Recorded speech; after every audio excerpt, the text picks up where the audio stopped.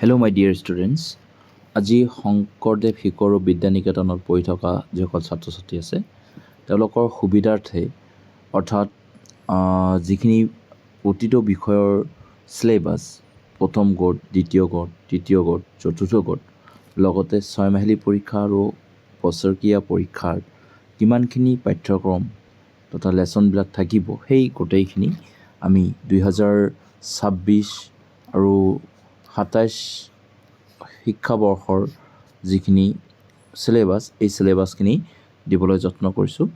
যিসকল পঞ্চম শ্ৰেণীত ইতিমধ্যে পঢ়ি আছে তেওঁলোকৰ সুবিধাৰ্থে মই এইটো ভিডিঅ' প্ৰস্তুত কৰিবলৈ ওলাইছোঁ আৰু যাতে ছাত্ৰ ছাত্ৰীসকলে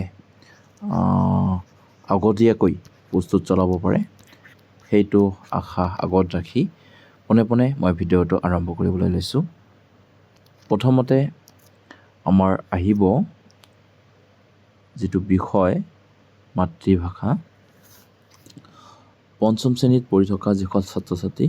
তেওঁলোকে মাতৃভাষা তথা অসমীয়া বিষয়ৰ যিটো প্ৰথম গ'ট ইতিমধ্যে হৈ গ'ল, তথাপিও মই অকণমান বুজাবলৈ যত্ন কৰিছোঁ যে প্ৰথম গ'টৰ কাৰণে এইকেইটা আছিলে পাঠ আৰু লগতে ৰচনা, শ্ৰুতলিপি, ব্যাকৰণ আদি এইকেইটা পাঠ আছিলে।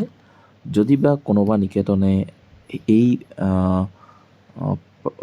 চিলেবাছৰ ভিতৰত কমপ্লিট কৰিব পৰা নাই তেনেহ'লে তেওঁলোকে স্কুলৰ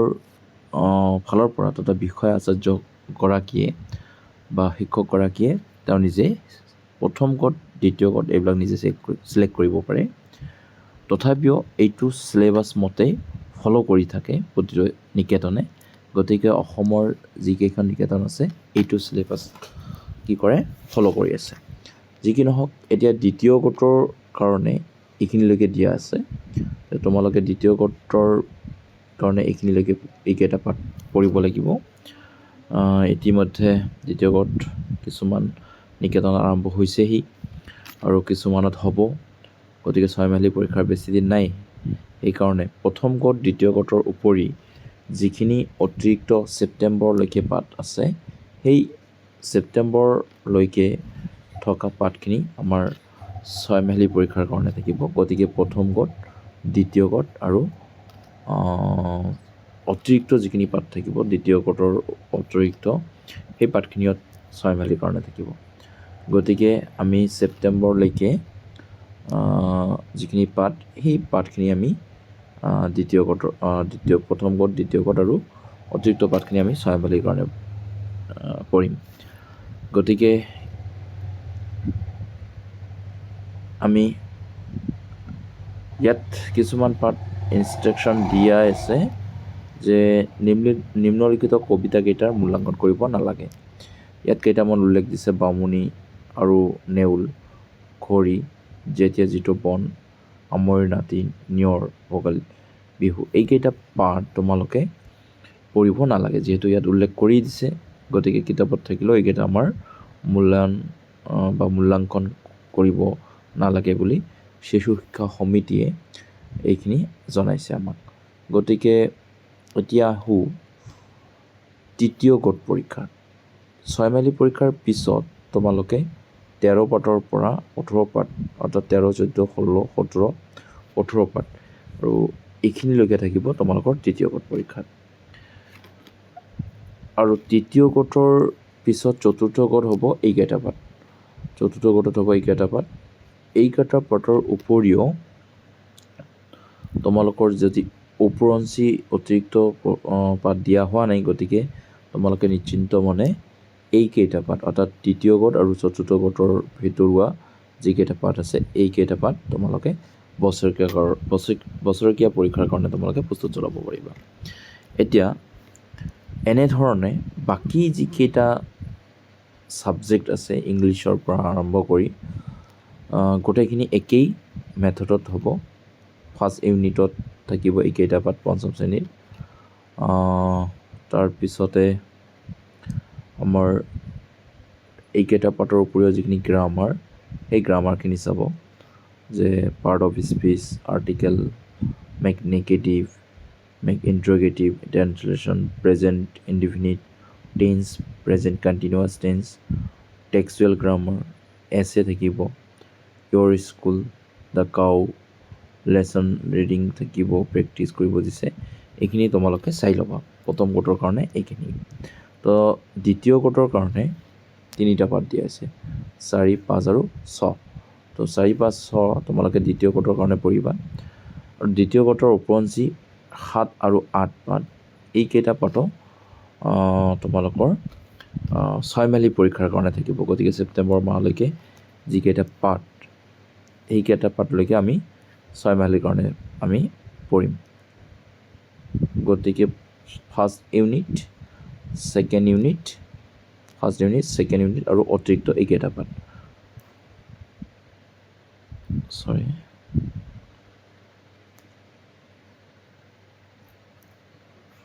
আৰু ওপৰ গৈছোঁ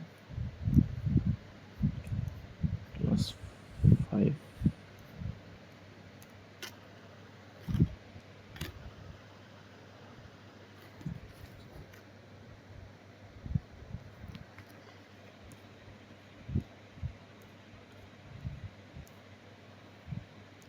এইকেইটা পাৰ্ট থাকিব তাৰপিছতে আমাৰ থাৰ্ড ইউনিটত দিয়া হৈছে 9,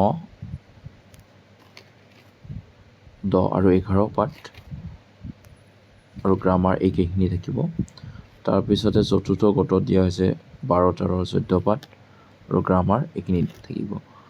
এতিয়া হ'ল কথা যে এনুৱেলি পৰীক্ষাৰ কাৰণে অৰ্থাৎ থাৰ্ড ইউনিট আৰু চতুৰ্থ ইউনিটৰ ভিতৰুৱা যিকেইটা পাৰ্ট আছে সেইকেইটা পাৰ্ট থাকিব আমাৰ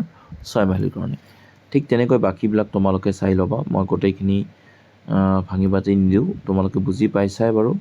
গণিত বিষয়টো তোমালোকে উঠাই ল'ব পাৰিবা এক্সট্ৰাকৈ ইয়াত দিয়াই আছে 6 মাহিলী পৰীক্ষাৰ কাৰণে তোমালোকে ধুনীয়াকৈ এইটো স্ক্ৰীনশ্বট মাৰি লৈ পিনে নাইবা লিখি লৈ পিনে তোমালোকে এনুৱেলিৰ কাৰণেও দিয়া আছে এইকেইটা পাৰ্ট তোমালোকে গণিত বিষয়টো ভালদৰে চাবা গোটবিলাক ধুনীয়াকৈ দিয়াই আছে প্ৰথম কোট দ্বিতীয় কোট তৃতীয় কোট এনেকৈ দিয়া আছে এইটো চতুৰ্থ কোট হ'ব বাৰু সৰি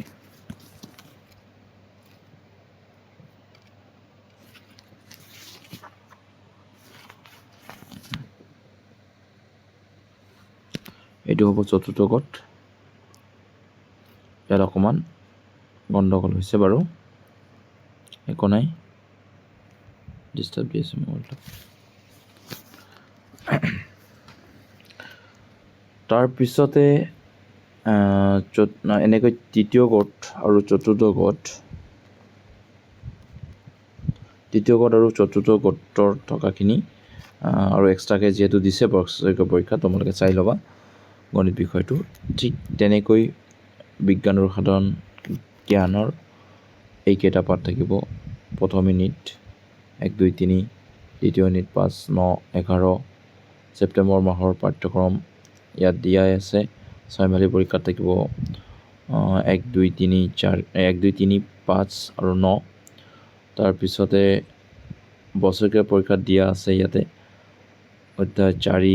6, 7, 8 আৰু 10 আৰু এনেকৈ সাধাৰণ জ্ঞানৰ যিখিনি প্ৰশ্ন ইয়াত পাঠ এইখিনিও দিয়াই আছে ধুনীয়াকৈ তোমালোকে পঢ়ি ল'বা তাৰপিছতে তৃতীয় কোটত এইকেইটা পাঠ থাকিব 7 আৰু 8 সাধাৰণ জ্ঞানত দিছে ভাৰতৰ বিভিন্ন লোকৰ গ্ৰন্থ আৰু প্ৰৱৰ্তক তাৰপিছতে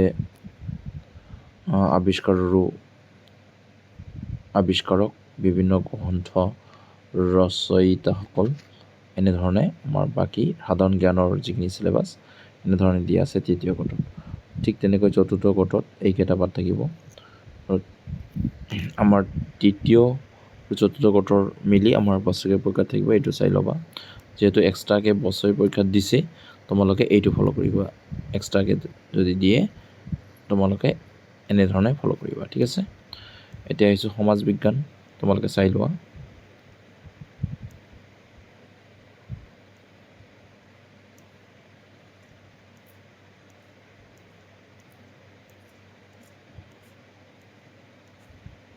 সংস্কৃত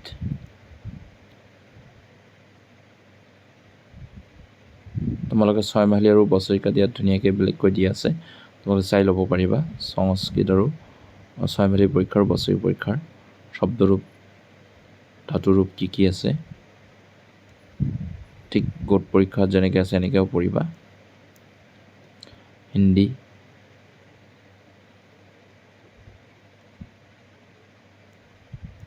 তাৰপিছতে ছবি অঁকা, হস্তকলা, এবাৰ ভালকৈ দেখাইছোঁ। তাৰপিছতে থাকিব নীতি শিক্ষা,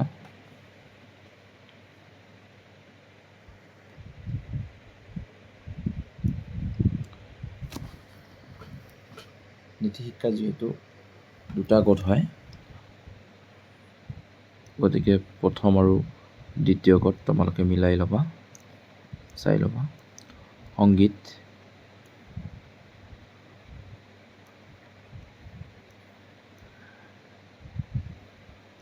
শাৰীৰিক, এনেকৈ আমাৰ আজিৰ যিটো চিলেবাছ এইখিনি শেষ হ'ল। ঠিক আছে, তো থেংক ইউ।